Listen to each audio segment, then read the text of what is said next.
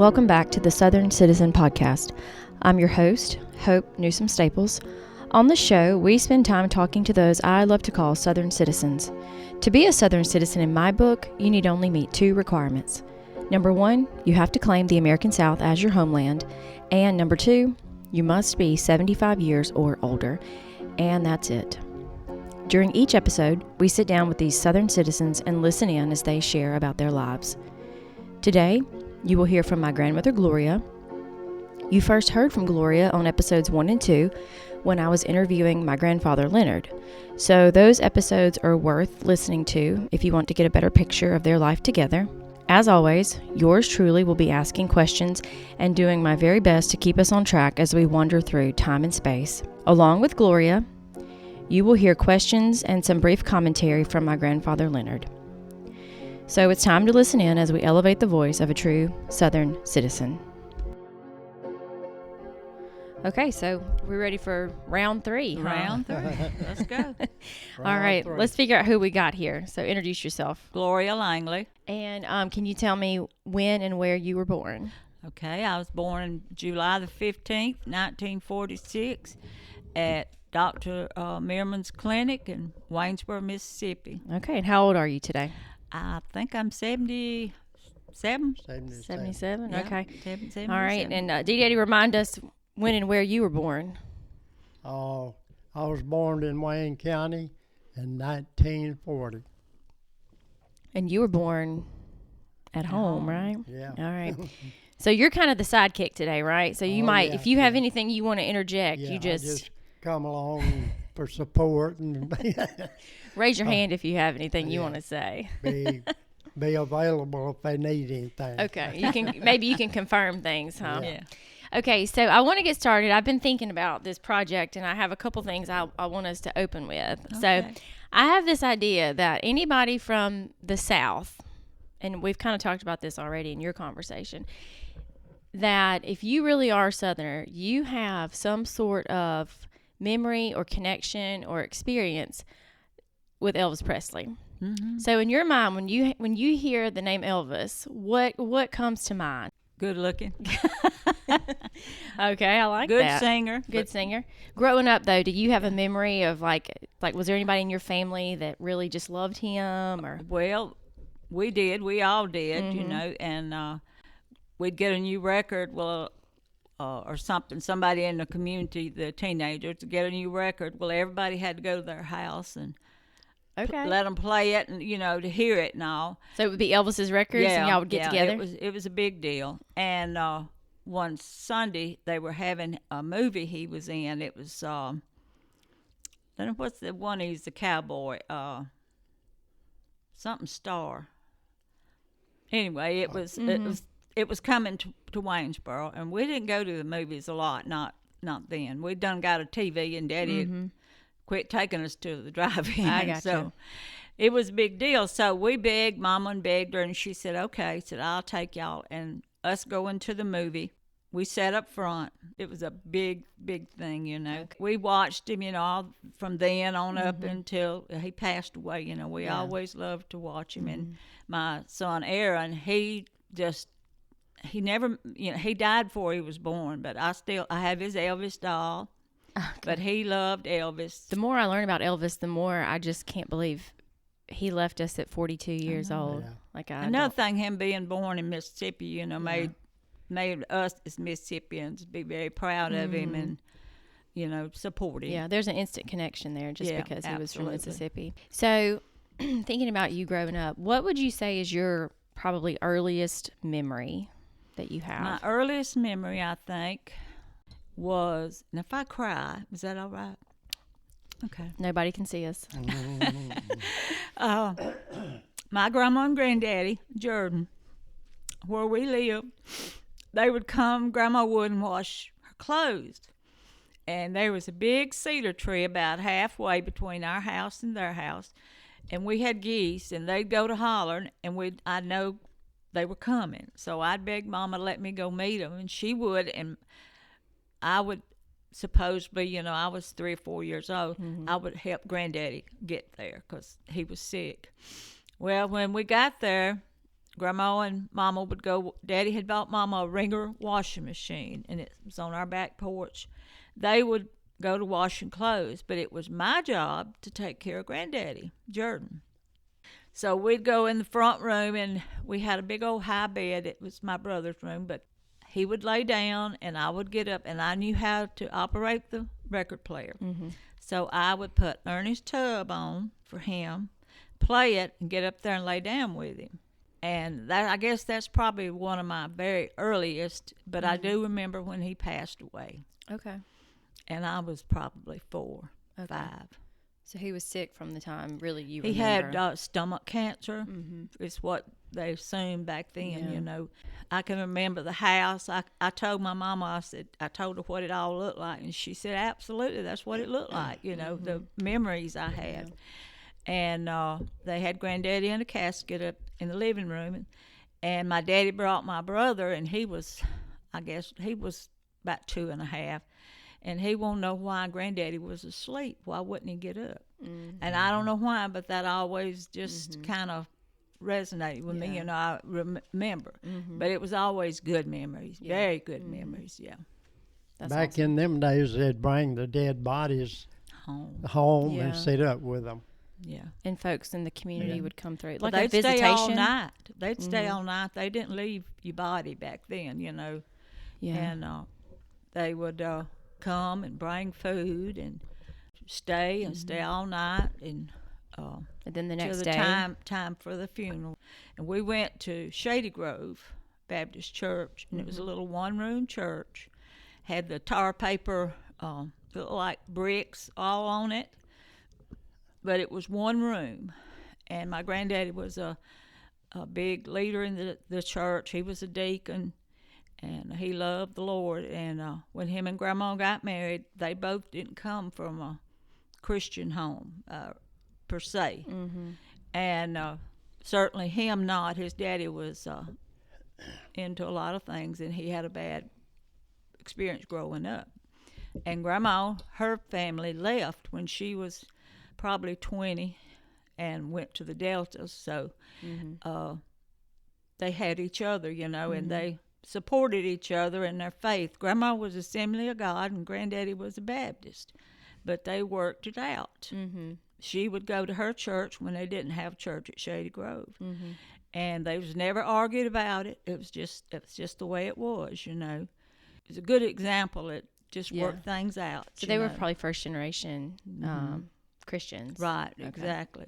They left a legacy. Yeah, exactly. Right. Well, let's talk about your mom's side of the family. I know recently you've learned more about her experience. So, but maybe you can kind of back up and Yeah, my grandma was a Pew. this is your mom's. This is my mother's mother. Okay. And my grandmother was a big part of my life. Very special. What was her name? Her name was Lily Ziola Pugh Jordan. Okay. And when I was born early. And if it had not been for my grandma, I would not be here. It was in July, but still, I was so premature. I didn't weigh but a little over 3 pounds. She put me in a apple box. Well, they toted me in a shoe box because I was so little, and used a men's handkerchief for my diaper, and used an eyedropper to feed me. And my mama said I didn't have any eyebrows, no fingernails, or anything. So Grandma built a fire in the fireplace. Now in July, you can imagine how hot. And they didn't let the women up for 2 weeks after they had babies. So she took care of me. And she would sit and make sure I was warm. But just think how many years ago that was. She knew to do Well, that. they get them up within hours now, don't they? Yeah. The women, yeah. Yeah. But back then you had to stay in the bed 2 weeks. Well, my mama had a hard time having me, and she had failed going up steps. That's what. So I came early. That's what induced the labor. She found. And she was carrying a load of wash. They had washed that day in Arnd and at my grandmother and them's, and they had a mercantile store, but they lived in the back and had big old long, tall steps up it. And so she didn't tell nobody but my daddy that night, you know, when she went in labor and had me. And I was born at the clinic, but my grandma took care of me. You can just imagine feeding a little baby with an eyedropper, how much time it took and whatever. And they couldn't find nothing to give me but whatever kind of like a pet milk they could I was find. going to say, what did they end up? And they put Karo syrup in it and diluted it. Did you ever hear them say how early you were exactly? About 7 months, just a little bit over 7 months. I mean, really, that is a miracle. Right. Well, they had one incubator in Meridian, but it was being used. So that was something they didn't have anywhere. So it was up to God and Grandma to save me, I guess. You know? And she did, huh? Yeah. And I was so little that, like I said, they put me in a shoebox. But Grandma made a pillow, my other grandmother, and she made a pillow for Mama, and they toted me on a pillow because I'd get sore. You know, I was so tiny, you couldn't handle me a lot. And so I've got pictures of me on that pillow, and they toted me around on the pillow. And my other grandmothers told me that she kept me one time for Mama to go do something, and I had a cold, and she put Vic Save on me. And said I lost my breath, and she said, "Oh God, I've killed her," you know. And oh goodness! But they sold a hog. Grandma did. Grandma Loper did. They sold a hog and bought a crib for me and had it fixed at their house. Wow. Grandma Jordan took an apple box and made my bed. So that was my crib at her house, or for a long time was an apple box. Man, thank goodness for grandmas. Yes, thank goodness, especially my grandma Jordan. She was very special to me. Grandma Jordan, what name did she go by?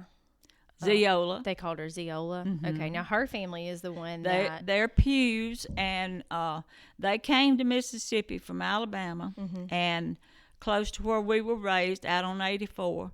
That's where they settled, and my granddaddy was born, and they lived there, or they came there. Buck Pugh was his name, and then my great granddaddy, Sam Pugh, who was my grandmother's daddy, him and his wife, her name was Mary Emma, and they moved to the Deltas around the early 20s to work. And they went up there, and he died in the field in 35, I think.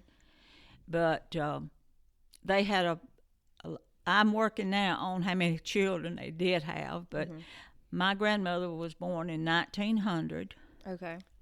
And I know she had a sister that was born that I've got in contact with, that she was born in 1925. So poor Grandma Pugh was having children in there for 25 years. Because your grandmother was the oldest, we think? Yeah, my grandmother was the oldest. She was the first. And she said that was the hardest thing in her life to do, was to see her mom and daddy leave, because she didn't know how. And why did she not go with them? She was already married. Okay. She already had 2 children. She had my Aunt Audrey and Aunt Mildred at that time, I think, because that was in the early 20s. So she already had a family. She had a family. But Grandma Pugh and them went to Holly Bluff, a little place called Holly Bluff. So they moved up there, and she basically had small children still, yes, Grandma Pugh. And had children for a while she was up there. And then after Granddaddy Pugh died, Grandma Pugh moved in with one of her older sons, and Uncle Grady.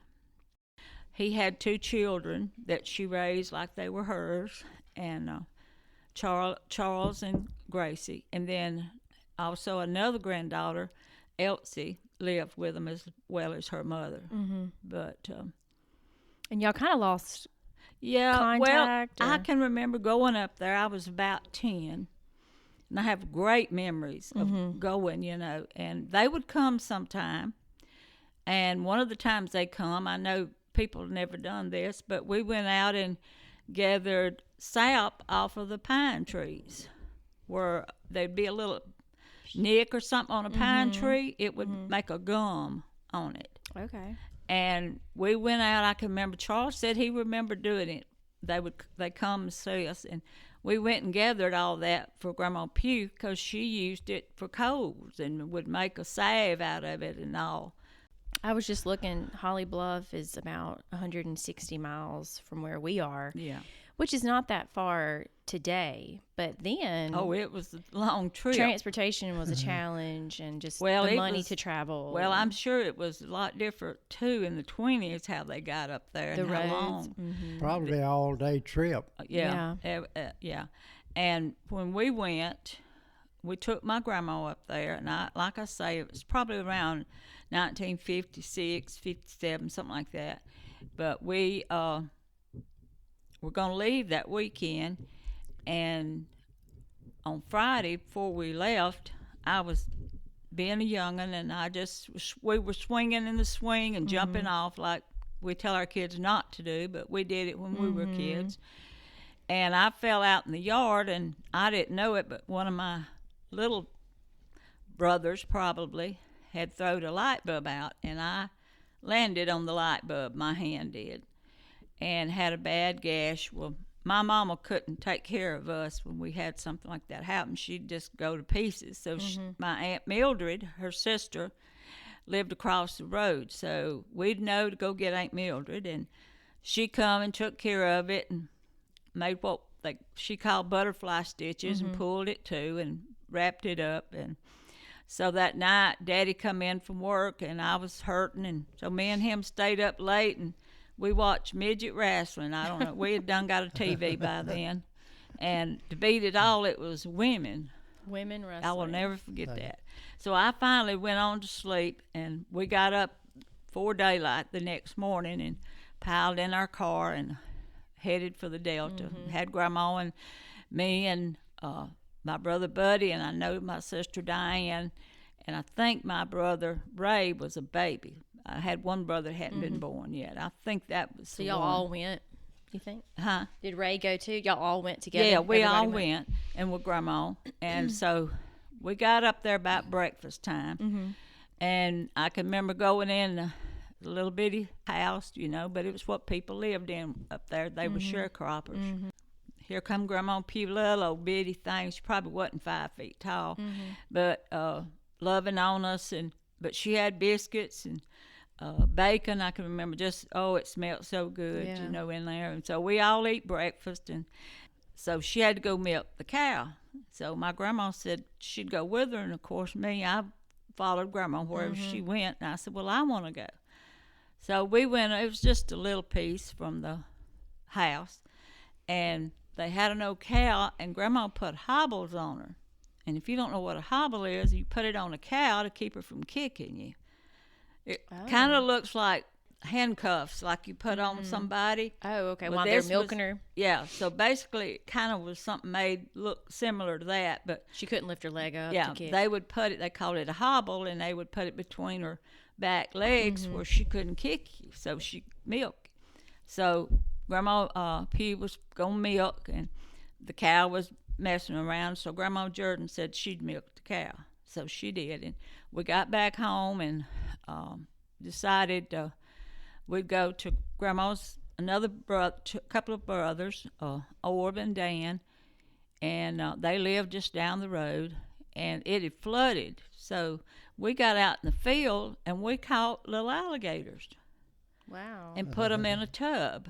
Baby alligators? Yeah, baby alligators. They were all out in the field, and it was wet. And I tried not to get my hand dirty for sure. Well, Oh, I you're started back, and I stepped wrong, and here I go. Both hands hit the dirt, mud. So I had to come back, and I can remember just screaming to the top of my lungs as they took the bandage off and had to redo my hand. That is etched in my memory, and I have a huge scar on my hand from it. And then that night, we went to the picture show, and it was in Holly Bluff, which wasn't very far from the house, but it was a tent. And in the tent, it had cut pieces of logs or wood blocks, and had a board across them was the seating, and dirt floors. Of course, it was a tent, Yeah. and they had a screen, and they had a woman playing the piano, and it was a silent movie, a cowboy movie. Okay. And my grandma Pugh, like I said, she was a little bitty thing. She was just laughing, having her. I mean, she was just enjoying that, you know. And afterwards, we had a man set up outside and had homemade ice cream. Well, we were going to spend the night. Well, when we got through with the ice cream, my daddy said, "Okay, it's time to go." So we loaded up. We come back home that night. Oh, y'all didn't spend the night? We didn't spend the night. No, Daddy was ready to come back. Okay. Well. So we come back. So really, your grandmother only got to visit her mama when somebody take her. My Uncle ST would take her some, and basically it was. So there was probably we took her, and I mean it was a long trip. Yeah, but there was probably long gaps of time where she was not able. It wasn't. She might have went once, maybe twice a year. She did go on the bus. Okay. A time or two, and I just would hate to think about that you couldn't get to your mother. Not me nowadays. Of course, my mother's passed away, but the idea that your mama's always there to help you, tell you what you need to do. So Grandma had it pretty rough. And she probably couldn't pick the phone up. I mean, she didn't probably have a phone for a time. No, they didn't have. You didn't have anything like that. Did they have electricity when y'all were there? You think? Yeah, they had a light in the front room. They had beds in the front room, and then there was one little light in the kitchen. I mean, it wasn't bathroom, outhouse. No bathroom. You come out the door, and it was up on high steps because of it flooding. The whole house was way up off the ground, and looking at it on the left would be the outhouse. The right would be a hand pump and a little chicken coop. And that was all there were. And all around it was cotton. Yeah. Everywhere you could see, as far as you can see, was cotton. And that little house sitting right out in the edge of it. And like I said, the barn was away from there. It was just, that was all that was in that little particular area, Did they have a tree or anything for shade in the summertime? I had one tree that I saw. I can remember it being one tree. You come off the road, and there was a tree and there was a house. Now you go on down the road and you would see others, but they wasn't in rows. They were renting this home. Yeah, they were sharecropping back then. Did Grandma Pugh ever marry again? No. Okay. She just raised children, and then helped with her grandchildren. And when she was in her 70s, I have a letter from her to my grandmother. I don't remember what year, but I still have it that my grandma kept, but told her to come up there. She wanted her to come, said, "Come up and help us pick cotton. You can make some good money." I can remember her telling her that and telling her how much she missed my grandma. Right. And I still have that letter, and would they take all, $1 million for it. Even though they were living far away from one another, they all maintained a really they close relationship. They wrote and they missed letters. each other, huh? Yeah. You didn't talk because nobody had a phone, But Grandma wrote letters all the time, and Grandma Pugh would write her back. Yeah. Like I said, I got one that she wrote and everything. And but when she was in her early 70s, and this was, I barely remember it. I may have been a teenager, but anyway, they were going to do something, and they took her to get a new dress. And while she was trying a dress on, she told them that it hurt under her arm. Well, they took her to the doctor and she had cancer. And they did surgery, which my grandma didn't want them to do. She said she was too old, but that's just one person's opinion at that time. But anyway, they did surgery, and she passed away. She passed away from the surgery, having the surgery and the cancer altogether. And but my Uncle Grady and all, they still stayed up there, and we lost contact with them. Right. After Grandma Pugh died, well, they didn't come. Only time any of them come was when my grandmother Jordan passed away. She'd had a stroke. She loved to go to sings. And her and Miss Annie Mae Pitts. Miss Annie Mae could drive. My grandma couldn't. But them two. Your grandmother never drove? No, Okay. no, never. But my grandma loved to go to sing, so Miss Annie Mae could drive, and so she'd come get grandma, and every sing that was, them two were there. Mm-hmm. Now she was going to the Assembly of God church. After Granddaddy died, she went back to her church that she loved, you know. And I went with her many a time too, and because I stayed with her all the time. On Saturday night, it was mandatory. She come got me, and nothing to do but I sleep with her in her feather bed, just to keep warm, because her little old house was just 4 little bitty rooms and had no bathroom, and but full of love, you know. And she'd have my egg fixed just like she knowed. You know, she pampered me. I'm gonna tell you right now, she pampered me. But she didn't have bathrooms. She had to use the chamber pot, and but she was faithful to her church, and her and Miss Annie Mae, I can still see them, you know, them two giggling like 2 little girls, you know, going and doing and everything. But Grandma played a big part in my life. And after me and Leonard married, she thought the world of Leonard. That's what I was wondering, if you remembered her. Yeah, oh yeah. Yeah, and so she would go home. I'm the only one she ever went home and stayed with any of them. Okay. So she'd go stay. Well, she had a little bitty black and white TV. It was white. About a foot wide, maybe not even that Where'd she get it? Well, she bought it, and she was so proud of it. You see, Grandma, it was back then when Granddaddy died, you didn't have Social Security or nothing. You had a little widow's pension, but it was maybe $5 a month. Yeah. So Grandma would stay with people, and maybe during the week, and then we'd go. I can remember us going and getting her, and her come home for the weekend. Like sit with people? Yeah, she sit with people, stayed and took care of them. And she took care of Miss Cochran down at Clare for a long, long time.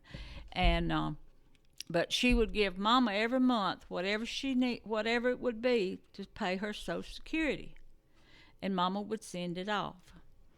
And then she worked in the lunchroom at one time, and before that she worked at Mazingo School and cooked. It was there was 2 rooms, one big room where all the classes were, and all the ages was in one class. And then they had another room where Grandma cooked dinner.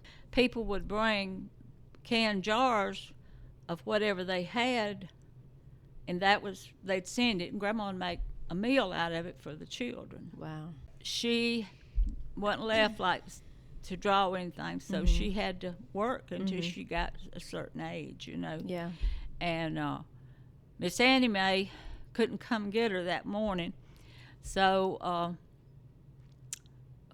what's her name?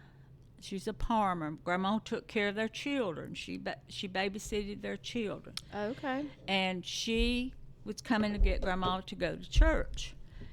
So Grandma was in her 60s and said she couldn't get in the house. Grandma just had a wood latch on her door.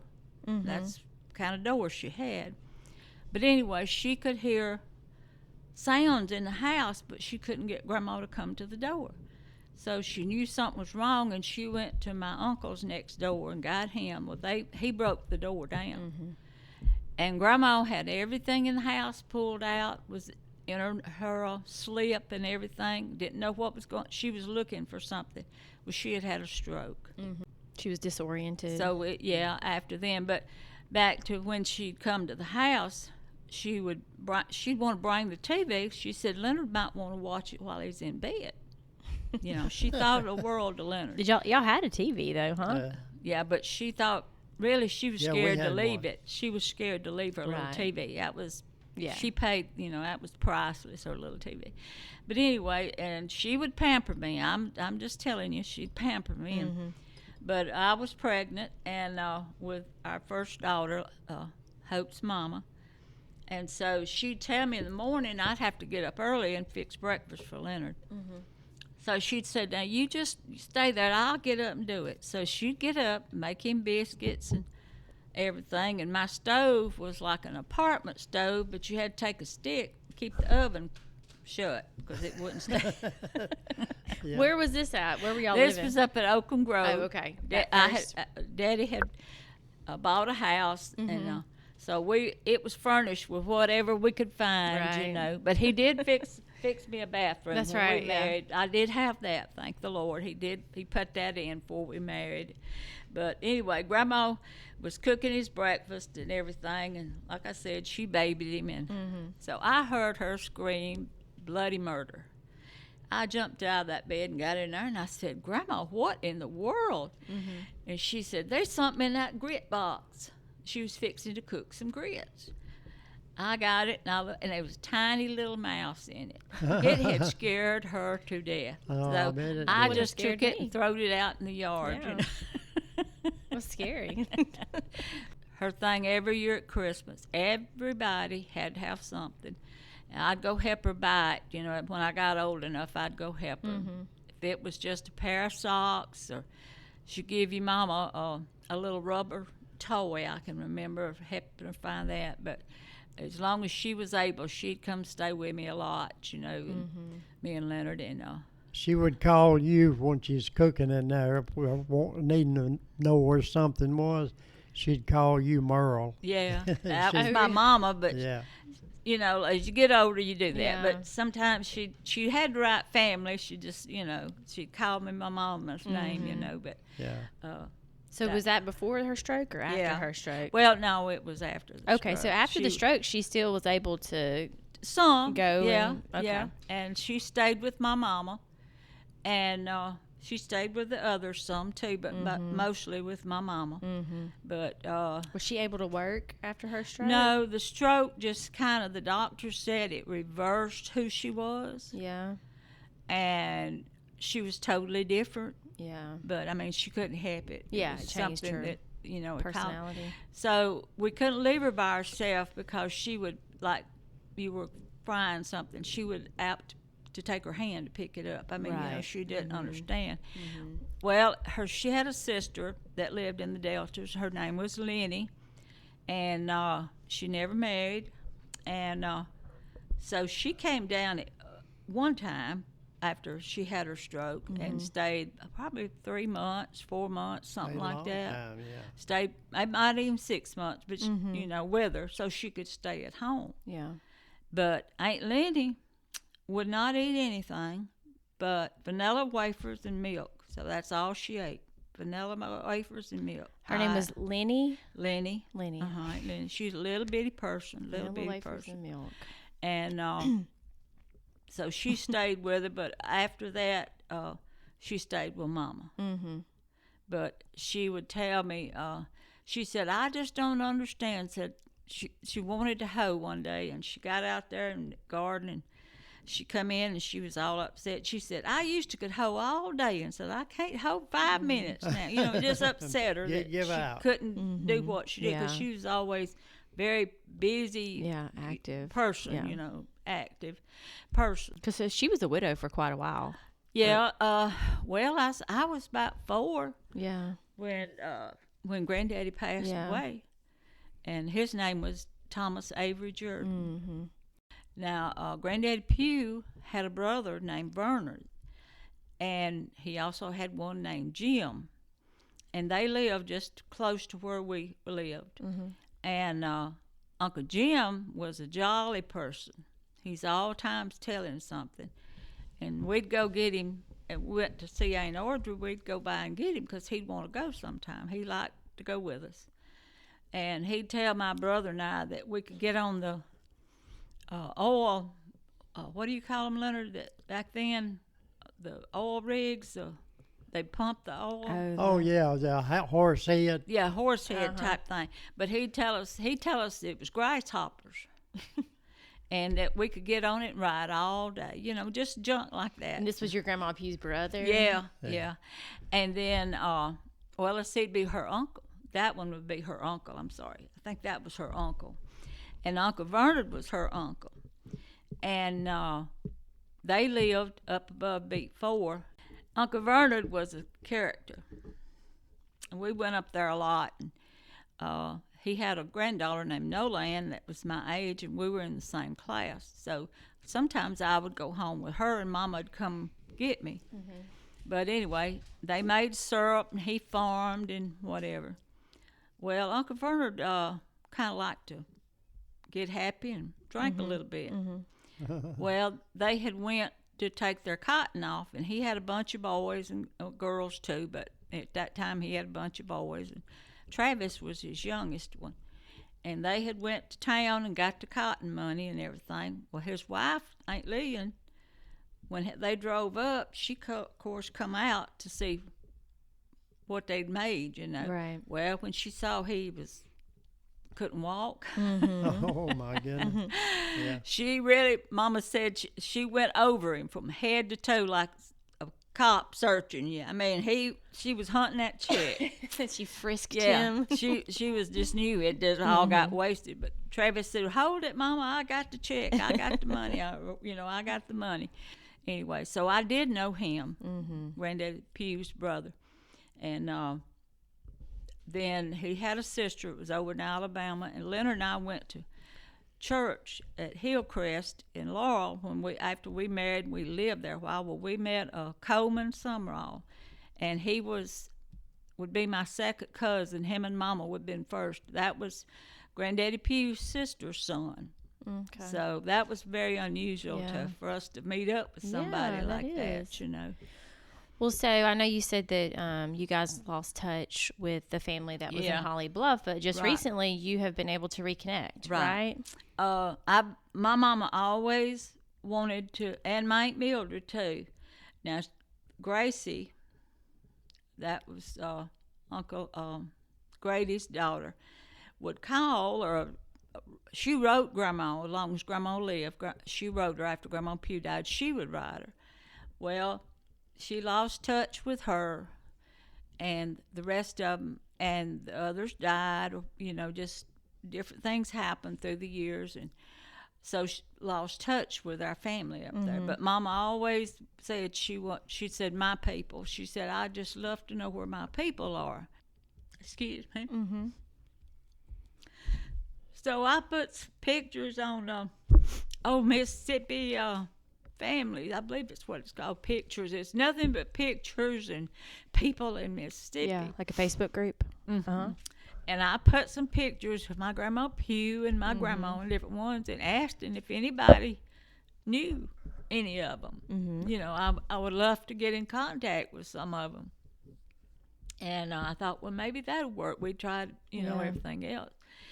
And so I had a girl that she said, I'm going to text you, and it was my first cousin, Homer, my Aunt Mildred's son.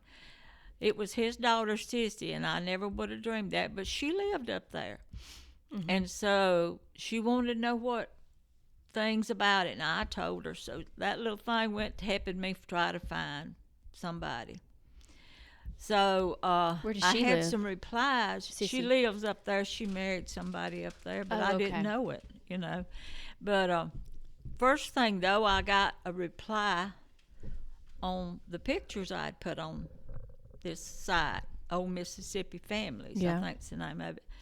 But I had some replies from different ones. One of them wanted to know if we were kin to Tammy Wynette, because she was a Pugh.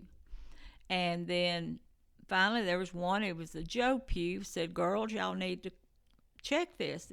And that was Uncle Dossie's boy, come to find out. Mm-hmm. And so I texted this lady back, and like I said, I found out it was one of Grandma's brother's daughter. Mm-hmm. Well, I was excited about that, but I still wanted to find Charles. He was the one I remember the most, growing up. And so Sissy texted me and said, I found him.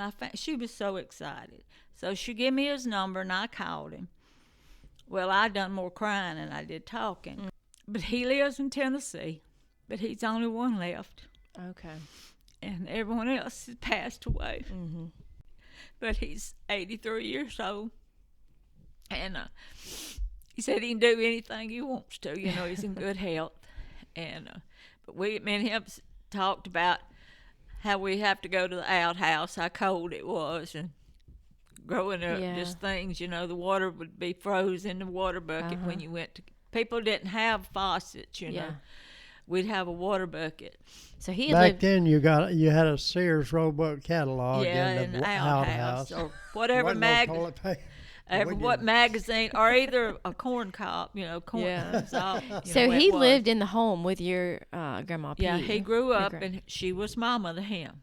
Where was his mother? I don't know. Okay. She was not there. Okay. I don't. She was just not in the picture. She was not in the picture. I don't know when she left or why she left, but long as I can remember. And he said Grandma Pugh always lived long as he can remember. So she raised him. Your Grandma Pugh raised. Yeah, she raised them. And Charles is your first. He'd be my second cousin. He was my mama's first cousin. So you and Charles had memories of each other. Yeah. I'm the only one he remembered, him and Home Earl. Now, he remembered Home Earl because Home Earl was close to his age. And Home Earl was your cousin. It was my first cousin. That was my mama's sister, Aunt Mildred, that lived across the road from us. That was her sister. And my Aunt Mildred was something special, too. She was a godly woman, if there ever was one.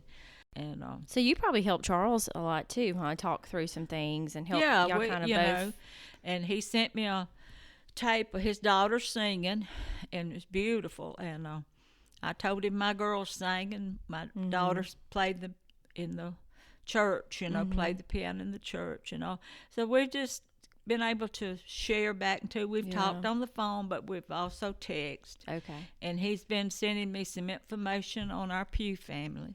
Let us know where we come from. Everybody needs to know where they come from before they know where they're going. Yeah, that's right. Yeah. And family is one of the most important. Well, it is. Besides knowing the Lord, family is your next. That and your husband, of course, but that's your family. So you grew up knowing you had cousins and family away, and Charles probably knew the same. Yeah. He said he started to come several times, but he said trying to raise a family and provide. It was pushed back on the burner. Life because you got too much. And then he said he had thought about us, and wondered about us too. What had happened to us,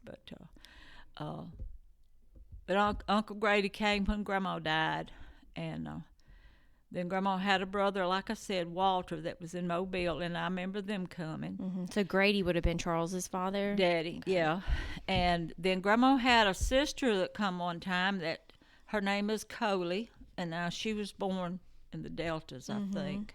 But anyway, somewhere I've got a picture, and she's on it, but I think she married somebody in Alabama, but I can remember them coming and eating. Grandma wanted me to be there. She always wanted me to be there when something like that was going on, Sweet memories for sure. Oh, yeah.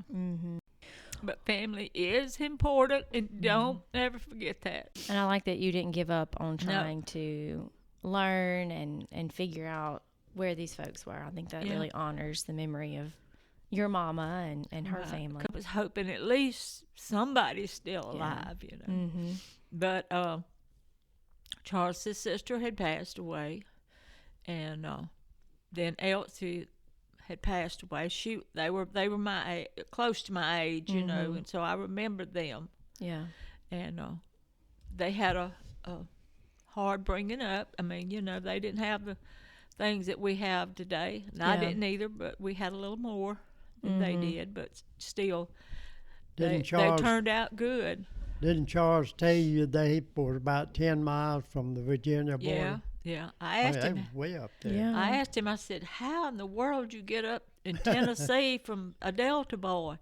And he said his girls worked in a big hospital up there, and when he retired, that him and his wife decided to move up there because that's where their family was. So that's how coming to be up. Yeah, I love that. Up there, So, like I say, to them, family is important too, And, I love this story. I think it brings a lot of closure to questions maybe that it is. It does. Your mom more than had you ever and realized. that you had. So, well, and if you have any more thoughts about your mom's side of the family, we can talk about that. But I thought we might talk about your dad's side of the family as well. Well, my mom and daddy met. Grandma Jordan and Mama had been to church, and they were walking home. It was, I don't know, how far would it been from up there at Manor Creek to y'all's house? About a mile or two. Yeah, probably a mile up there about. But back then, Grandma and them didn't have a car or nothing, so they walked to church. Which church were they going to? They were going to Manor Creek, Assembly of God. Okay, so your mama would go to the Assembly of God, Yeah, or would she go to Grandma both? and they might have been going to Shady Grove, but we wound up, that's where we went to church growing up. But they probably went to Shady Grove, but they were walking home. This is unusual, though. At Shady Grove, the man that gave the land for the church wound up being Leonard's great uncle. Now, who would have believed that? Really? Yeah. And I don't even know what year. It's 100 years old at least. Yeah. And Okay. my mama said she remembers him. In fact, I have a picture of him. But I knew all the Langleys. That's where they came and settled. And I knew them before I ever knew my husband. Right. But anyway, they were walking home, and Daddy had fixed up an old school bus. My daddy was mechanically inclined. I guess that's what you'd call it. Yeah. My aunt tells of when Daddy was about 10 or 12, he went and talked to this man. He had an old strip down. That's an old car. Mm-hmm. And he traded him a bicycle that he had fixed up for that car because it wouldn't run. So he went home and got my Aunt Jean, and they brought a wagon, a horse and a wagon, and tied the car to it, or the strip down, and took it home. And when my daddy was sick, my Aunt Jean was telling us too, So anyway, she said, you can imagine, she said, they called my daddy Hammer. She said Hammer would get me in trouble all the time, or get me into something, and said but he fixed it up. Yeah. And drove it. That's what I'm saying. He'd been that way. And I asked Grandma one time, I said, Grandma, why do they call Daddy get his nickname, Hammer? She said because he walked around with a hammer in his hand all the time, beating on something, and they called him Little Hammer, and it just began to be Hammer. You know, me and my kids were just reading a book about John Henry. And the opening line is, John Henry was born with a hammer in his hand. And it makes me think of Papa Hammer. Yeah. Hansie was born with a hammer in his Mom hand. Daddy's tombstone, we had it put Hammer because everybody, that's how everybody knew But him. his name was Hans. C, and it was just a C. C, okay. Didn't stand for nothing. Right. Just my Aunt Cynthia, my granddaddy Loper's sister, named him, and we don't know why. She just put the C, but it's just Hans C. But anyway, that's how it come about. But anyway, Daddy lived at Stringford, and where we live at now. But Mom and them lived up at Beat 4, out from Beat 4 a little bit, in the Shady Grove community up there. But anyway, so Daddy had that old bus. They come by and stopped and asked him if they want to ride. So And this was on a Sunday? I guess it was. They were coming from church. I wonder Grandma why he said. was out riding around just... Probably, Just Y'all, like y'all had a man in your church at Shady Grove. You call him Sleepy? the little sleepy man. Did he sleep a lot? Is that why? Yeah, when we were growing up. Isn't that one of the 7 dwarves? Yeah, but he would come and he would bring this man with him, the preacher. I'll think of his name in a minute. But he would come and preach for us, and his wife was bedridden, so somebody stayed with her. So he got Mr. Stevens, I think that was his name, to come with him. But anyway, he'd set up in church with his head down and sleep. And then 99% of the time he'd wind up going home with us for dinner, because back then when you had preacher come, he went home with somebody for dinner. Well, if it wasn't us, it was Aunt Mildred, or it was Miss Floyd Pitts's. I mean, they were just certain ladies in the church, but 99% of the time he'd come to our house. Well, after they would eat, sleepy man would go sit on the porch, and he'd go sleep. So us kids named him the Sleepy Man. Yeah. So, you come up with all kind of things growing up People like in your that, childhood. so that you remembered it was good to Well, let's get back to childhood. the side of the road. Yeah. So Papa Hammer. Okay, so they picked him up. Did they know him at No. that point? Okay. But I guess he didn't look Yeah. like he was, he was harmless. Yeah. So anyway, he takes her down to their house, and it was right off the road of 84, and big old house when like people used to build, but it had a porch across the front, but the steps were on the end. It wasn't at the front; they were on the end. But it had a circle drive at that time. Highway 84 wasn't where it is now. It was a dirt road that you could turn off in front of the church if you wanted to and go around and come off the old highway. He brought them home. And so when they got out, Mama borrowed his comb to comb her hair because the windows was down. It messed her hair up. Well, I'd give Daddy a chance to ask her if she'd go with him to the movie or something, you know. So anyway, so Daddy, that's when he met Mama, how they met. And they dated, I don't know how long, but probably 6 months or more before they got married. But How close in age were they? they were both 18. Okay, they were around the same age. They were about 18 when they got married. They went to Brother Bill Street. He was a Church of God minister. He married them. Okay. And Where did they get married? at his house, it was there at Beat 4 School where you're going towards what they call Rattlesnake Fort. But he lived in a little wood house right there, right off the road, for a long, long time. And they just went to his house? Yeah. They went there and got married, and then they moved into. There was a little house. My grandma and granddaddy didn't own the land there, or they worked on it, and it was a mercantile store, and they lived there when Mama fell and I was born. They were living there and in the back of it. But the mercantile is different than what we have now. You would tell somebody what you want, and they would get it off the shelf. You didn't go get it yourself. Okay. It was different, you know. But there was a little house above it that my granddaddy later used for people to live in to help him on the farm. Yeah. And so they lived in one side of it when they married. But when I was born, my mama refused to go back because she said they was rats big as I was. And she wasn't near about going to take me back up there. So we stayed with my grandma, and there was a house. I have a picture of it that was beside. By then, my grandma and them had bought the land and everything. But there was a building that once was a store. It's where the store is now that my grandparents built.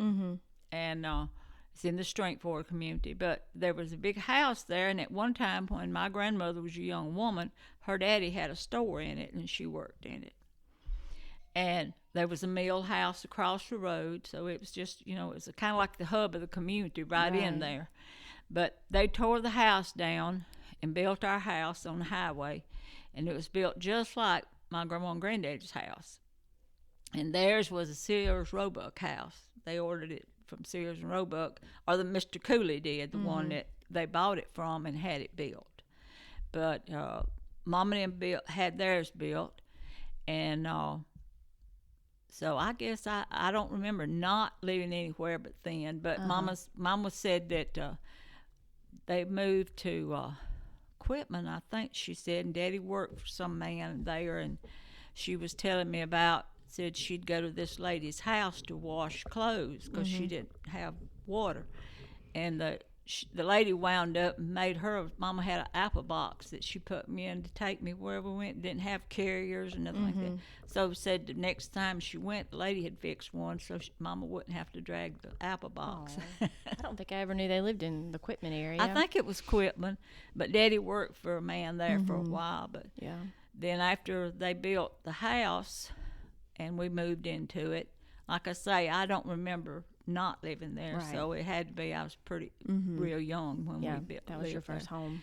And but I do remember sitting on the back steps with my mama crying, and me crying with her, because she just got so up. She had so many children right in a row, and the doctors told my daddy that if she had another one at this time, they'd kill her because she lost a baby in between me and my brother. Yeah. And I was born in July. The baby that died was born in next June, and the next April my brother was born. So her body just couldn't take it, So it was 4 years before the others were born. And I can understand myself now why she was crying. Anybody with children can probably Especially relate. if you've lost a baby in between all that. So, yeah, Mama was a strong woman. The baby that she was had after you was full term, right? Well, it was the 8th month baby, they call it, but it had a water head. Okay. And I think she said it lived a day and a night. Okay. And passed away. And they never named it. They just where it just says Baby Loper. I don't know why they didn't give him a name, but it was a little boy. So both of her first two deliveries were traumatic. Yeah. So she probably did. Yeah. And anyway, my daddy was a good daddy. I got pictures when I was little. Mama said he'd put my bottle in his back pocket and me on his hip, and away he'd go, So he didn't mind taking you places. No, he was proud of, I was first child, first grandchild, first great grandchild on my grandma's side. Okay. And so she said everybody in Stringford just thought the world, I was the first one. So, and Grandma would make all my clothes. This is your growing dad's, up. your my dad's daddy's mama, my Grandma Loper. What was her name? Her name, Kate. Everybody called her Miss Kate. Okay. Her name was Catherine. Yeah. But everybody said Miss Kate. That's all. Everybody, and my granddaddy was Mr. Mance. Yeah. His name was Mance Loper. Okay. My Aunt Kaylee named me, and I never figured that one out. You know why? Really? She let Mama let her name, but she did. Very involved, huh? Yeah. Okay, so Aunt Kaylee picked out your name? Yeah. I didn't know that. Yeah. She picked it out. I don't know where she got it from. See, Aunt Jean's name was Cynthia Eugene. Okay. So, but they called her Jean. So I don't know why that's just the way it was back then, And but most growing up, my siblings and all called me Sis. Okay. Or Sissy. Yeah, and you were the oldest, huh? I'm the oldest, and my baby brother was born when I believe I was 11, and my mama was real sick, and so I raised him. I took care of him, and my mama had surgery and was in a bed a long time, and so I took care of him that first year most all the time. When I'd come in from school, that was my job, and in the summertime, that's what I did. Yeah. I mean, everybody had a job. You didn't. That's right. Didn't matter how old you were. You was old enough to do something. That's right. And you guys were all born at the clinic, the siblings? No, Jamie was born at Wayne General. Okay. And I think maybe Ray was. Diane could have been, but I know me and Buddy were born at the clinic, Dr. Merriman's clinic. In Waynesboro? Uh-huh. Clinic? Okay. And he had a midwife, and her name was Mary. And when I was about 9, I guess, me and Mama were in town, and we saw her. Mama stopped, and we talked to her, and she just could not believe. She said, "You were so tiny," said, "I didn't think you'd ever make it." So y'all lived in that house on the highway for how long? Until they tore it down. The highway come through and say, got what our was house. that circumstance? But we was talking about Daddy, but he stumped. That's where you would go in the woods. There used to be stumps. That's where trees had been cut and turned into lightered pine trees. And they worked around here, and they worked in Jay, Florida. Yeah. And you take dynamite and dig a hole down under that, put that dynamite and blow it. It'd blow that stump up in pieces. Yeah. And that's where they could load it. They had to load them by hand. Yeah. Okay. And they worked, I remember, in Jay, Florida for a long time. And I remember Daddy, he'd leave before daylight and get in after dark. I mean, it was long, because that was a pretty good piece. But he would come home every night, though? And he had a man that worked with him. That sounds dangerous, too, doing that. Yeah. They called him Cush, but it wasn't his name. I do know his name, but I can't think of it. But That's all we ever called him. But he would come to the house at 4 o'clock, come in the house and build a fire. And then he would wait for Daddy to eat breakfast for him to leave. But he worked with Daddy for a long So they would time. drive to Florida? They would drive to wherever Jay, Florida is. Yeah, Okay. Jay, Florida's pretty good ways down there. Somewhere in, and that's where they were stumping. The last time Daddy stumped, and Daddy's one of his cousins, which, like I say, I knew his family before I knew him. He had what was his, Jew Langley. He also went with them. There were several of them that they went down there and done the stumping. Then they hauled it up, though, all the way to Laurel. Okay. And They go to Hattiesburg to that. yeah. Oh, What was the name of it? what was What, the name? Hercules? Hercules, yeah. Oh, the Hercules plant? Yeah, and they would do, I guess they got, what did they get out of it? Turpentine? Yeah. Turpentine, yeah. You wonder why they had to travel all the way to Florida to do that. I don't know. That it was probably that. You don't even find stumps no more. There ain't Yeah. no such Well, thing. that was some long leaf timber, and they don't have A certain that kind now. of wood Yeah. that they wanted. It's Okay. what we'd say lighter is that Yeah. we'd Yeah, start a that's where fire lighter with, come but from. they call it stumping. I mean, that's what Yeah. he did. Had a big old long truck, and they'd put it on it, and he'd bring it over there, And I can remember us going with Daddy to go get his check, and that was a big deal to go over there. But one thing for sure, didn't matter what happened or whatever. When it was Sunday, we wound up at Grandma and Granddaddy's. I don't care what happened. We wound up there sometime during the day. Mm-hmm. That Parents. was fine. Yeah, his parents. And moment he'd walk in the door, he'd go to the refrigerator. Because my grandma was a good cook, and she always had something sweet cooked. But I remember going with him and Granddaddy to get dynamite one time. And I was kind of scared, as I didn't know no different. We got that dynamite, I was afraid, Yeah. And my mama whooped me one time with a piece of dynamite. I don't even know what I'd done. But anyway, we were out there, and Daddy had some dynamite sitting in a box out there at the edge of the yard. When Mama went to whoop you, I hate to say this, but I was the same way. She grabbed whatever was handy, and I didn't know you had to have fuses or You something. had to have a Cap to go with it for it to blow up. Yeah. I didn't know that. But anyway, You I didn't didn't know that. And so she picks that stick up, well, I went to screaming bloody murder because I thought I was going to blow up, My daddy heard me. Here he come.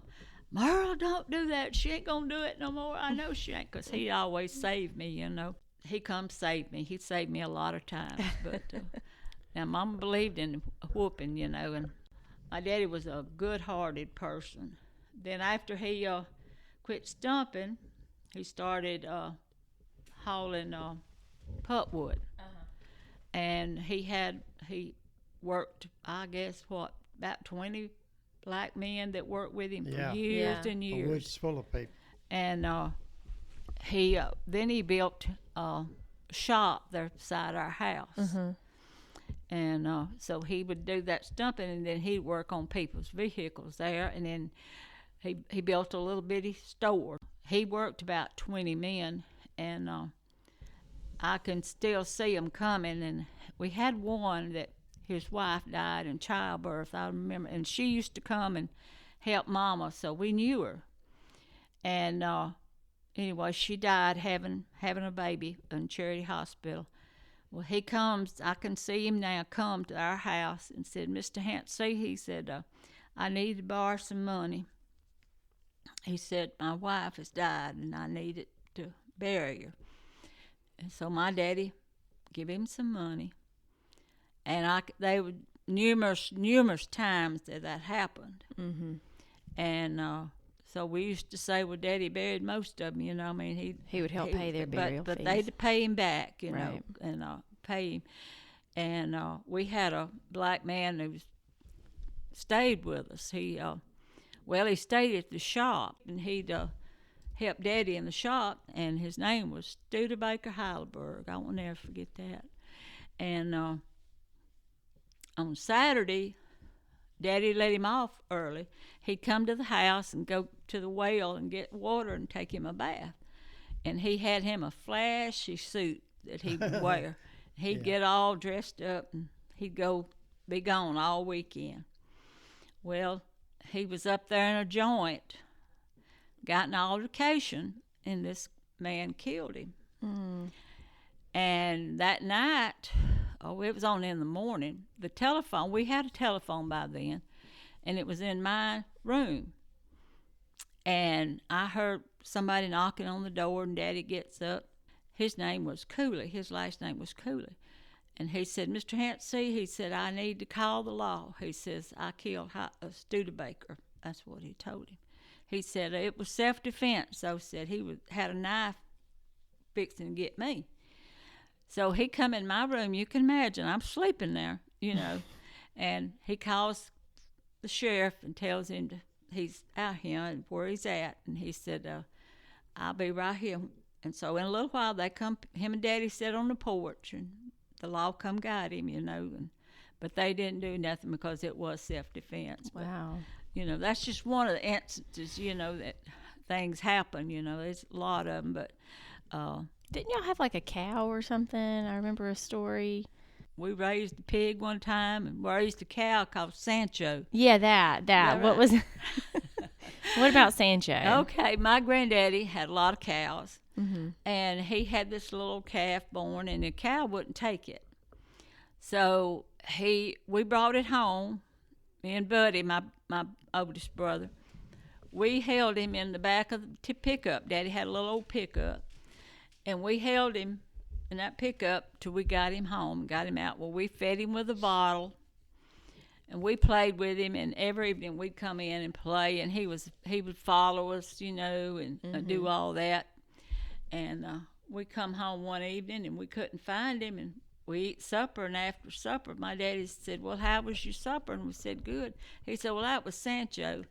And Mama had to give all that meat away because we wouldn't eat it. Yeah. Oh, my gosh.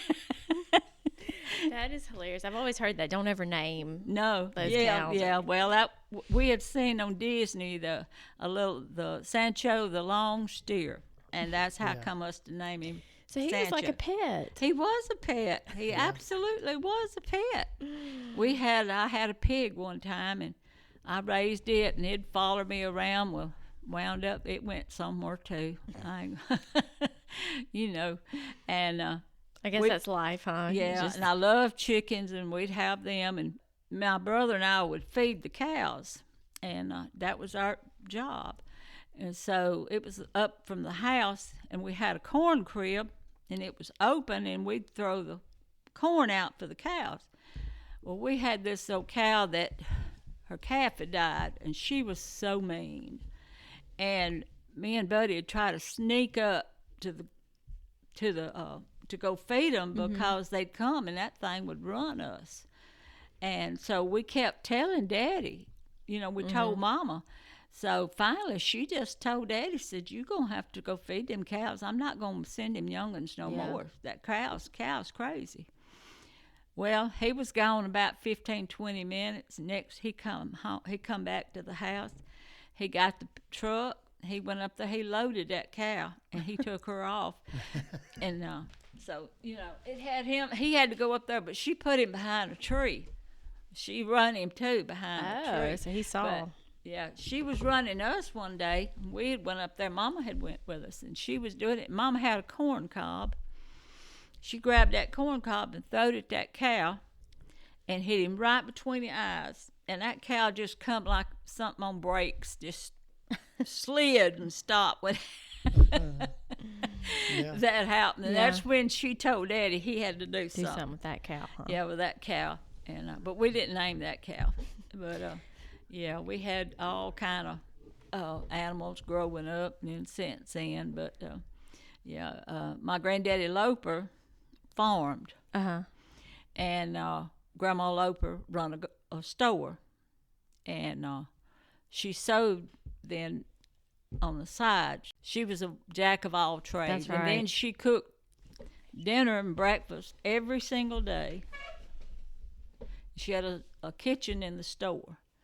So she made all my clothes, and they nobody never knew that because they looked like something you bought out of the store. She was such a good seamstress, you know. Was that their primary income, that store? Yeah, and Okay. Granddaddy farming. Okay. And the store is still there. The building is still there. A lot of memories in that store because when we would go to see Grandma and Granddaddy, I'd say 90% of the time, they would be at the store. And so, you know, we would visit there. And they had a wood stove in it because that was the only heat, and it was cold. Yeah. But how long do you think they operated that store? oh, I don't. Well, they quit after I married. Probably that was in '65. I'd say they probably, as far as closed their business part of it, in 66, 67. Okay. And then was it just vacant for a while? Yeah, different people run. Well, one lady, they opened the store back up for a while, and then it didn't work out, and then some people rented it and lived in it, you know, like a apartment type thing. But they didn't have a bathroom, but they lived in it. And then, I don't know what year it was, Leonard might know. I opened it up and had a shop in it, and then we built a little building on the side, or bought it and fixed it up and had a hamburger place. Yeah. And my mama had flowers, built her a greenhouse around the store, and she had flowers, so it was booming. I mean, we had people everywhere come, you know, around. Had a good business there, you know. How long did y'all do that? Probably at least 5, 6 years. Okay. And I had in the store part, I sewed, and we did craft shows. But anyway, we had that, and then on weekends, my daughter Donna would take care of it, and Mama, and then when Grandma Loper would come, she'd come out and help her. But she loved to come out there because she missed people, you know, being in the store so many. If you wanted to know something, you went to the store. Right, yeah. I mean, it was the news center, the hub of the community. I think I have a vague memory, maybe. I remember the cash register. Yeah. That big and cash I have register. the weight where you weighed flour on. I have that, yeah.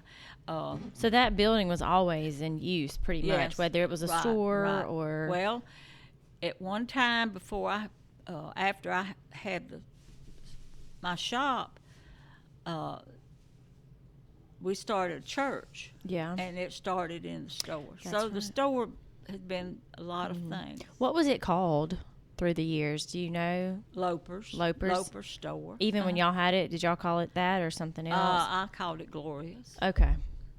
And then when we started the church, it was Crossroads Baptist Church because it's at the crossroads, but everybody in the church was at a crossroads in their life. That's why. They had the back feed room, they call it, and when it got real cold, they put a bed back there to save going to the house. Because the house was behind the store. And it smelled like feed in there all the time. You know, I loved the scent to be feed, you know. And when I was growing up, like I said, Grandma made my clothes, but the feed was back there, and she'd take a scrap, because they used to come in colors. You make clothes out of them. And she'd give Granddaddy a scrap of something she wanted for him to try to find when he went to get feed. And so it took 4 feed sacks to make a dress. And so a lot of my dresses were made out of the feed sacks. Wow. But they were beautiful. Yeah. Beautiful colors and whatever. And like I said, she was just an expert seamstress, you know. And she Really, like you said, jack of all trades, yeah, huh? yeah. And she taught Sunday school. They went to the Methodist church as long as it was there, you know, and one week the Methodists would have church. Next week the Baptists would have church. In one building, right? One They building, shared the same building. And they're gonna be separated in heaven, I guess. Have to No. rotate out. Yeah. And in fact, our church went there. The people that were left there came and asked us would we like to have their building. So that's where we went after the church started in the store, was to the old Methodist church. Okay. And so we had church there for, I don't know how long it was before we built the church. We built in 81, Yeah. wasn't it? 81. Yeah. Well, that building is the one where the Methodists and the Baptists would rotate. It's It's a lodge. lodge now, yeah. Uh-huh. Well, they used to meet then too. They were upstairs. So it Oh, was, so the They used to be, the whole thing was in one place. that's yeah. very They interesting had a to me. side door. So the They- Masons would meet upstairs. Yeah. There was a door on the side, and there's stairs, and they'd go up there. So it had They'd a have separate- their meeting, yeah, separate.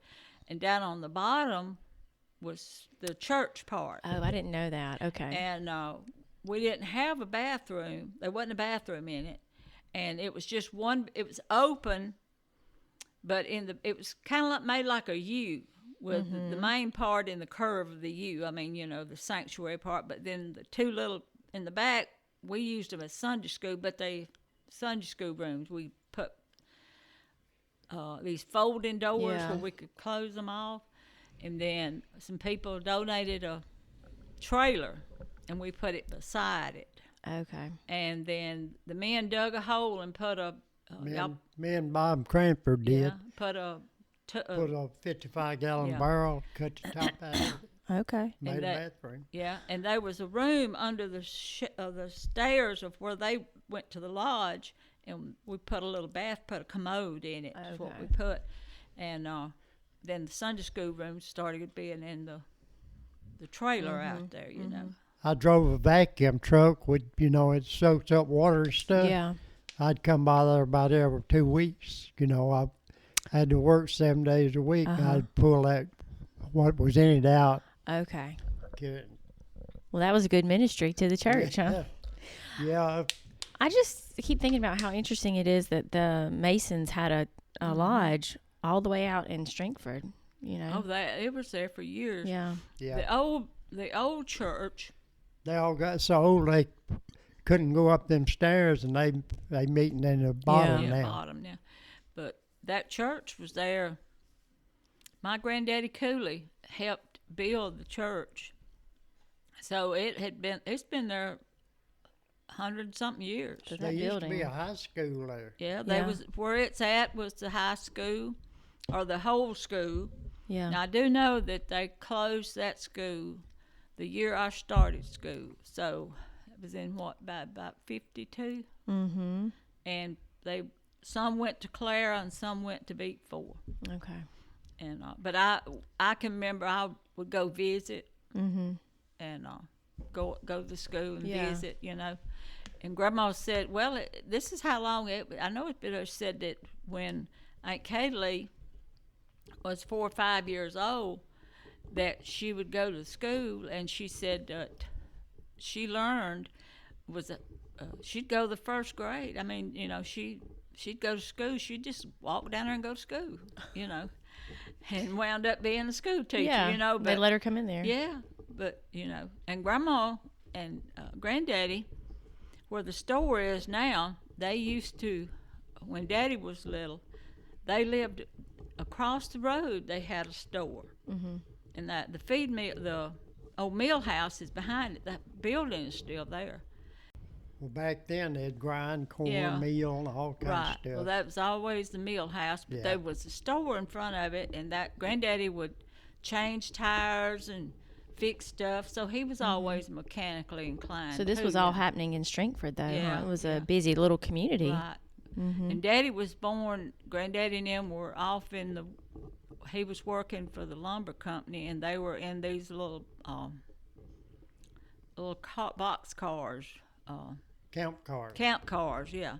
It was like they would pull on the railroad, like, and that's where Daddy and I think Aunt Kaylee was born there too. That's where they were living. In when a they camp were, car? Camp car. Uh-huh. Wow. And then Granddaddy, he worked for Mr. Forrest Arrington and lived in a house, and he worked for. How many cows was it, Leonard, you had that you got every people used to do? Like when you'd work for 'em? Every fifth or something other. Yeah, I think it was. I think it was like every fifth calf born, whatever, It was you yours? got it. It was yours. And that's how Granddaddy got his cow cows. herd started. He earned them like from. And Grandma, where we live at now, just right past the house, used to be a big overflowing well. You could stand up under it. It was so big. And people would come and wash their clothes and get water and everything. And Grandma and them lived out there, and that well was a dug well. People, they had a curb around it, and then later on they put a pipe, and then you could get up under it.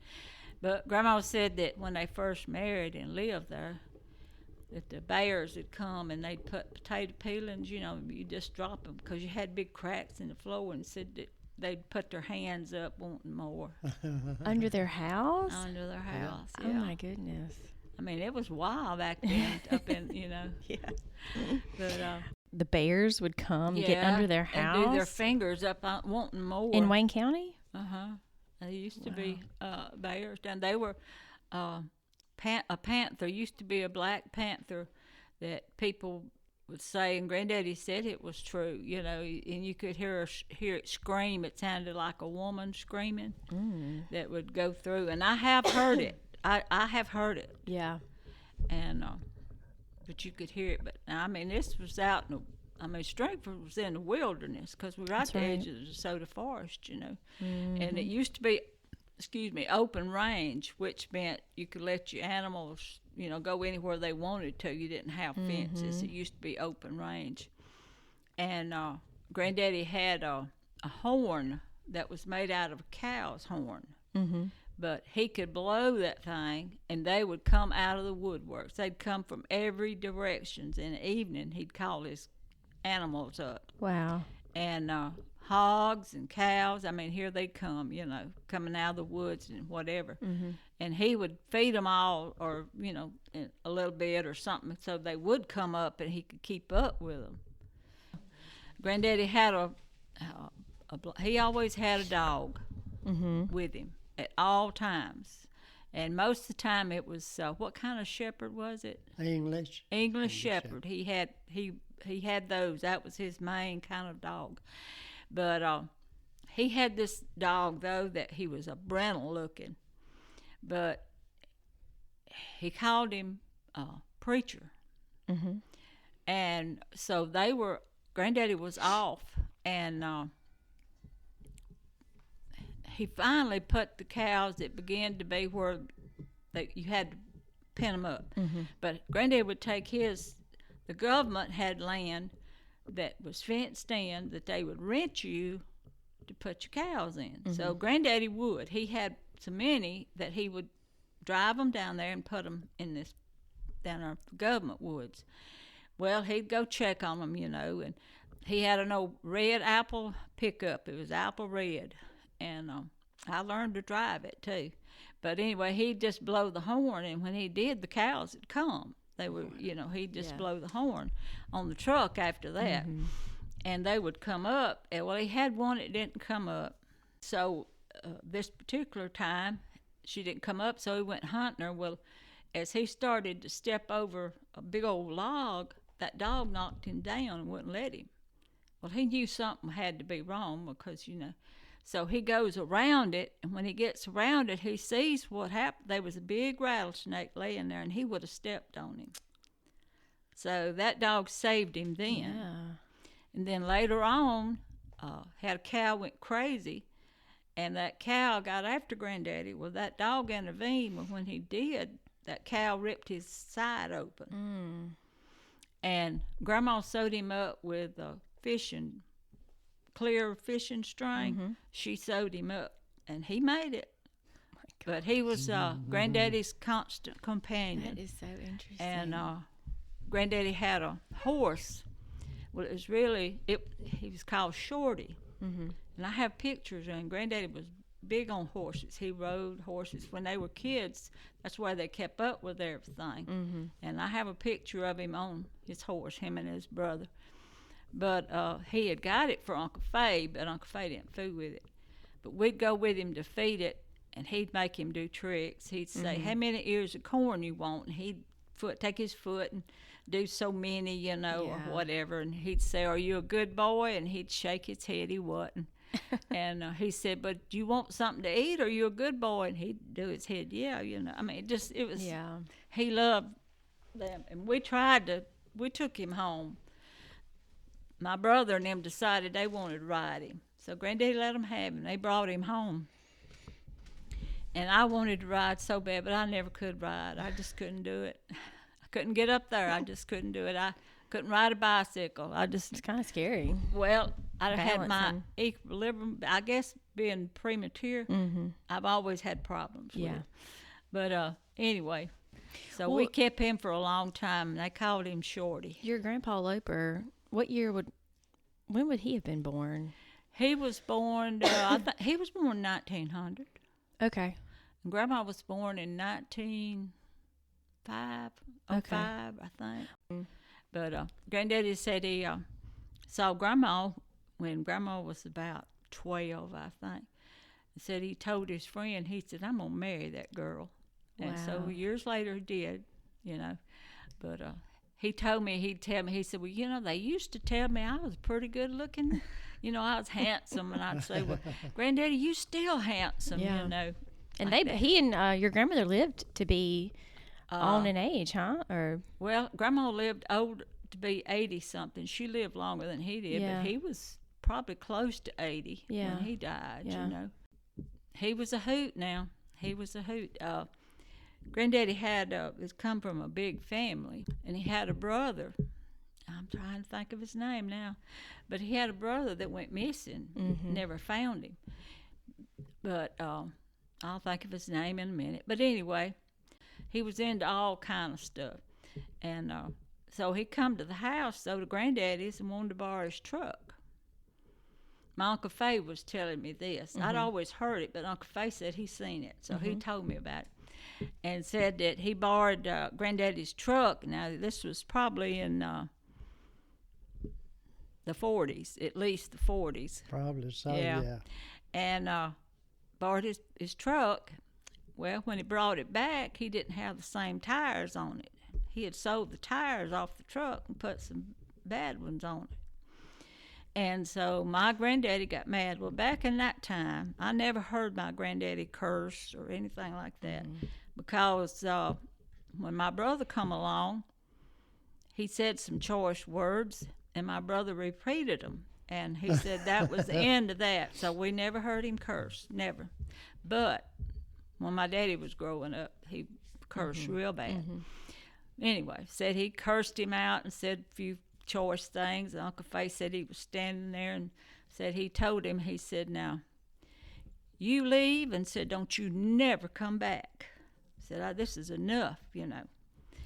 And said, Uncle Fay said he followed him all the way to where Bull Branch is. It's down the road there. But watched him leave, and he said that was the last time they seen him. He went up north. He was a barber by trade, but he liked to drink. But he went up there, and my Aunt Cynthia, my granddaddy's sister, got a letter from him and told him he was coming back. Said he's in his trunk, and that he was coming home, but he never come home. And they never. Never knew what happened to him. And this is unusual. Leonard, my granddaddy's oldest sister, which I never knew her. I've not even been finding. She married a Langley. So Small world. that's something, ain't it? Yeah. And then one of his sisters, May, married a Jordan. So, you know, you just never know when if you go to look in your family, especially if you're in an area like we all, you find you kin to everybody. Yeah, You know? Yeah. Don't look too close. No, you'll be, yeah. But Granddaddy would go to town, and every time he'd go to town, he'd stop by and he'd give us a nickel, because he knew we'd go to the store and get us a drink up the road, you know, to Clyde's. And we didn't ever have to get on the road. We'd leave our house and walk down the side of the road. It was so busy, and we had a big square cupboard that we would just go through that cupboard and get on the other side of the road, so we didn't ever have to Nice. and go up the bank and all. And violence used to bloom, and when we'd come back from going to the store, Mom would give us a quarter. we'd be worked in the yard all day long, raking and whatever. We'd go you could get 6 drinks, Cokes. And so we'd get that, and we'd come back and we'd pick her a bouquet of violets off that hill. I can remember how pretty it was. And then come back, then we'd all sit on the porch and drank it. And we'd go to the store, though. Clyde's boy had polio, and it was just above our house. And when we'd go, you'd see him. His name was Sandy. He'd be out there with a candy bar in one hand and a big chunk of clay in the other, and he'd alternate bites. What? Yeah. He'd eat that clay goodness. dirt. I guess Mama always said that you were lacking something, But Deficient. Mama said when I was little, I ate dirt too. But said my grandma said every kid had to have an acre of dirt, at some time in their life. So you two were growing up just down the road from each other, huh? And didn't even really realize it. Who, You and- Daddy? Yeah. Mhm. Well, he was living at Sandersville. It was a long way out, but Yeah. his family, and he didn't really know Yeah. them. But really, in reality, that's not too far away. No, you no, know. no. Yeah, Well, in that time period, It was was, a yeah. long way away. You know what I mean? yeah. You didn't know anybody like That's that. right. But his family was originally from Wayne County. Yeah. They were raised there just above where we Yeah. were, but he didn't know that. Mm-hmm. At that time, see, his daddy had moved, and they were in Jones County, so he didn't know it. but Yeah. anyway, so we you just found out a lot of stuff, didn't we, Dad? Oh, Lord, yeah. Yeah, we've been through a lot of stuff, but Oh, it's my all been a gosh, good that's right. journey. Well, A we're lot of memories. We're coming up on 2 hours. Oh, that's all right. There's just plenty left in there. Well, was there a story you used to tell, or there was somebody that would go down and wash their clothes? Something about the Indians? Well, now, Grandma Loper was a coolie, Uh-huh. and she said that her mama, when her mama was growing up, she said the Indians lived in what they call Bankston Town. Well, they were all where we lived, but her grandparents were Bankstons, and they lived in a little community just below us. They called Bankston Town, but there was a creek there where they washed their clothes. But anyway, Grandma and them would go play, and she said they'd find arrowheads everywhere. But she said there was an Indian mound there right close to where that was. Oh. Yeah. Now, where Leonard's family was, up where we were raised, that used to be Indian territory, and Indians owned that, Yeah. too, at one time. Mama Cooley is what they called her. That's my Grandma Loper's mama. She was a coolie. And Grandma Loper's mama was Coley Bankston. And she said that she remembers the Indians coming to their house and bringing little baskets full of stuff wanting to trade, Really? Well, and that's not that long ago, No. you know, No, it really when not. you think about it in terms Well, of... the Langleys, the Pews, and what's the other family? The Jordans, all of them came into Mississippi around 1850. Mm-hmm. All of them came out of Alabama at that time. Yeah. And so they were all hunting work. I mean, that's the way it was back then, And Yeah. most of them worked in the cutting wood. Right. You know. I have a picture that Leonard found, and it's real interesting. It's got the camp cars on it where people would live. They would make a rail, like the dummy lines. I keep telling you about that one at Yeah. your mama's. They would, in fact, there was one down there that came from Laurel all the way to Granddaddy, to Pawpaw Cooley's, and he did, he logged for that Lindsay company. They made the wagons, and he had oxen that pulled his, and it'd be full of logs, Right. and they'd bring it to a railhead that was close to where your mom and daddy lives, and they'd put them on the train and take them back to Laurel. So, they would lay lines into Yeah. the woods. It'd be a big track of timber, and they'd bring those cars in. They'd have one, it would be where they cooked, Yeah. and then people would live in the others. But this picture's got their horses on it. It's just really, it just shows you a lot of what you know happened. They would clear cut it, but it was showing the big timber and how they live. But just kind of a day in the life. It's just amazing. I think they call that company Gilchrist. Probably. Company. Gilchrist. They made the Lindsay wagons back then. You know, we have I help at the Y in downtown, and one of our rooms is called the Gilchrist room because Mrs. Gilchrist was one of the founding members of the Y. They started the mill. Yeah, and because we're coming up on, the Y was founded in 1914, and the building that we're in was finished in 1924. So all that kind of works the timeline adds up. But Mrs. Gilchrist was one of the women that helped found that organization. Well, and Papa Cooley worked a lot of men, and they would go in and cut the timber, and they'd put the rails, to wherever they. And they probably used that Lindsay wagon. They did. Yeah. Grandma used to have pictures. Whatever happened to them. It showed they had some oxens pulling the loads. Yeah. And Grandma Loper's brother. She had a brother that got killed in the log woods. The log come loose, fell on him, just a young man, and killed him in the log woods. But that was not uncommon because that was your Grandma Loper's brother? Brother, a younger brother. But Papa Cooley, that's all he ever did was do that, and provided a lot of jobs for a lot of people, But there where you go into where your mama's is, there's what they call it a dummy line, and it didn't really, it just went to there to pick up the logs, Oh, yeah. You know, the road just right here. I saw that It's dummy dummy line. line I wondered if that was probably one somehow, there. I'm but sure. they would raise it up. You could tell where it's at. Yeah. Because they make it taller. And you could see them. They were some around where we lived, We've been going through some of the documents about the YWCO in downtown, getting ready for just the 100-year anniversary. Yeah. But did y'all ever go to the swimming pool that was down? I always heard it was there, but I never did go. I've only ever seen pictures of it, but there's some entries of them writing about building in downtown.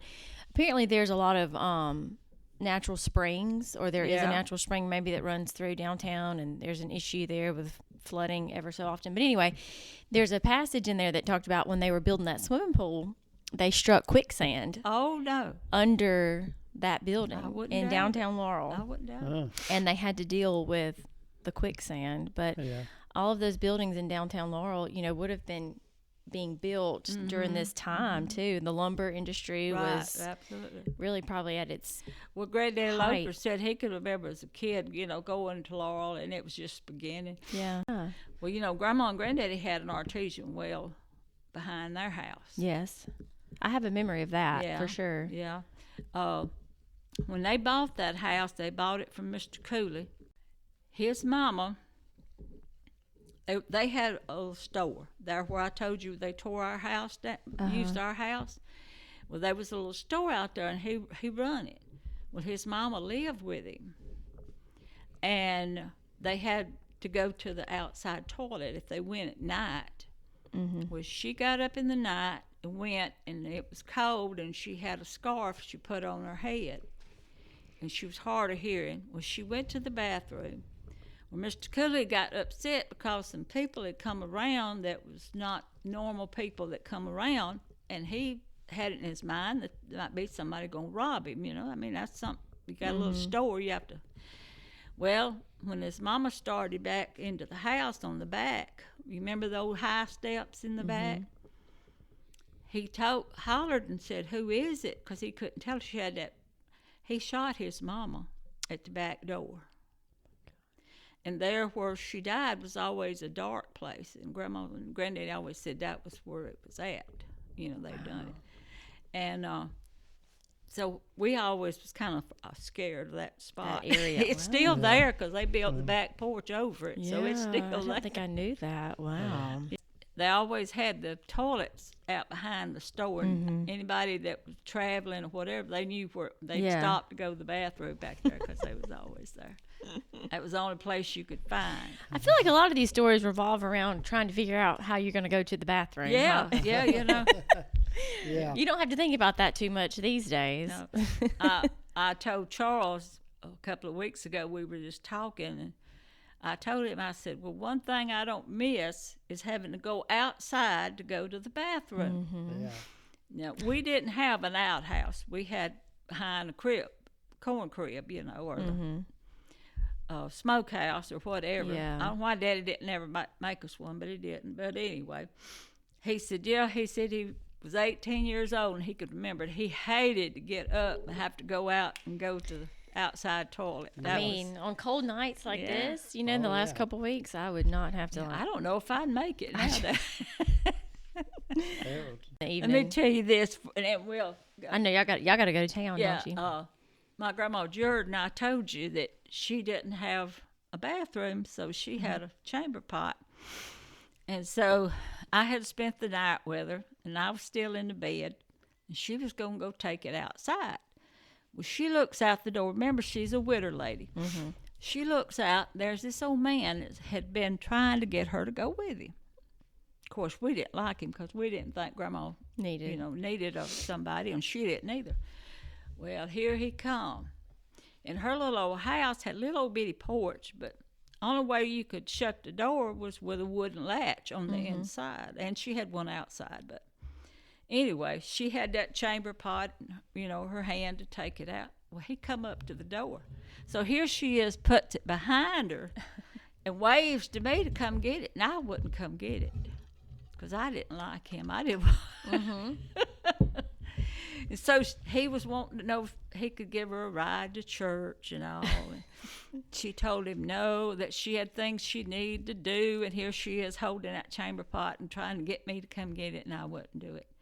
Well, after he left, she said, why didn't you come get this thing, I said, Grandma, I wanted him to see what you had. I didn't want him to come back around.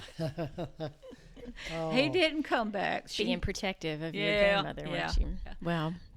So, that was just the way it was. Yeah. She never. Want to stretch a little? Yeah. It sure doesn't feel like we've been talking this long, but we've gone over 2 hours. Still so. plenty to tell. Well, and we got to get y'all together, too, to just talk about, we got to talk about the married years, too, huh? That's right. Daddy's had a ride with Daddy. I'm telling So that'll maybe be our next Yeah. session, right? Yeah. Talk about that. But it's good to know where you come from. Yeah, well, thank you for sharing about your grandparents and your parents and stories that I've never heard. I love to tell it. I love it, More you can pass on, the better, Well, and I think you connecting with Charles, it shows that there's just always something new and always something you can learn about your family. And it don't matter how many generations, it's still your family, and it's always good to know. Yeah. We are from a strong, strong line of women that have gone through some very trying times. Leonard is too. His mama did too. He come from a long line of strong women. Yeah. They had things that that losing husbands. They didn't give up. They had to go on and raise families and, That's right. Live.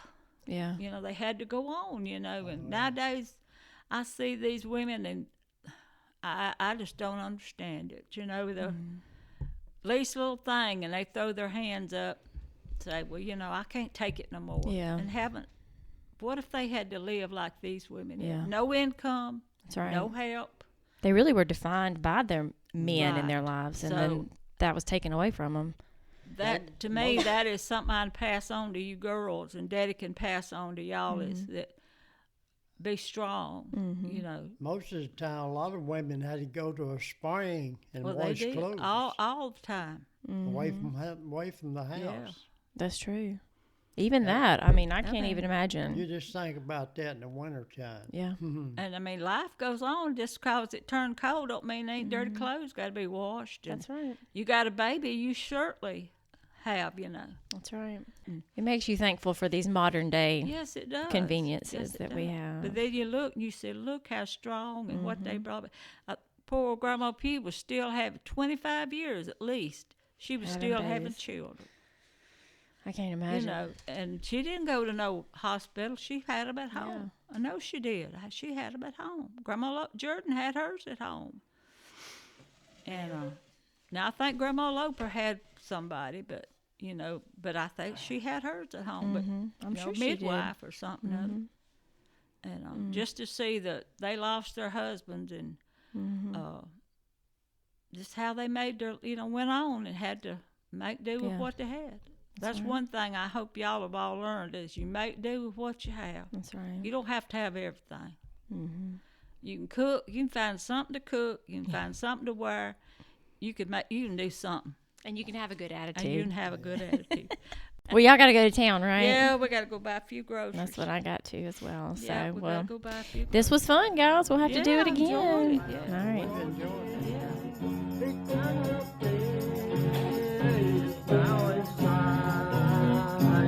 Help us now, blessed Savior, as we go on